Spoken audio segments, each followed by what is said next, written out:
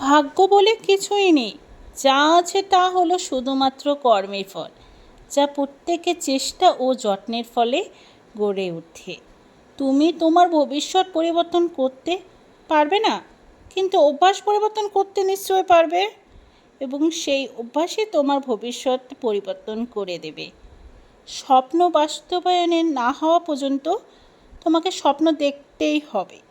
আর স্বপ্ন সেটা নয় যেটা তুমি ঘুমিয়ে দেখো, স্বপ্ন সেটাই যেটা পূরণের প্রত্যাশায় তোমাকে ঘুমোতে দেয় না।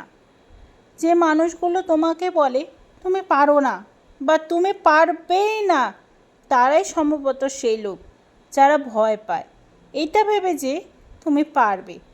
যে আজ তোমাকে অবহেলা করছে, গুরুত্ব দিচ্ছে না, ধৈর্য ধরো, একদিন তোমাকেই তার সবচেয়ে বেশি প্রয়োজন হবে। শূন্য থেকে শুরু, আবার শূন্যই হবে শেষ, মাঝে শুধু রয়ে যাবে ভালো মন্দের রেশ।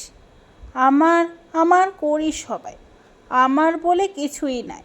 কদিনের এই মায়ার খেলায় কেউ বা হারে, আবার কেউ বা জিতে যায়। যে সমস্ত জ্ঞান তোমায় শক্তিশালী মজবুত করে তাকে গ্রহণ করো, এবং যে বিচার ও জ্ঞান তোমায় দুর্বল করে তাকে দূর করো। এই দূর করে দেওয়াই তোমার প্রয়োজন। যদি সুখী হতে চাও তবে এমন একটি লক্ষ্য ঠিক করো যা তোমার বুদ্ধি আর শক্তিকে জাগ্রত করে এবং তোমার মাঝে আশা আর অনুপ্রেরণা সৃষ্টি করে।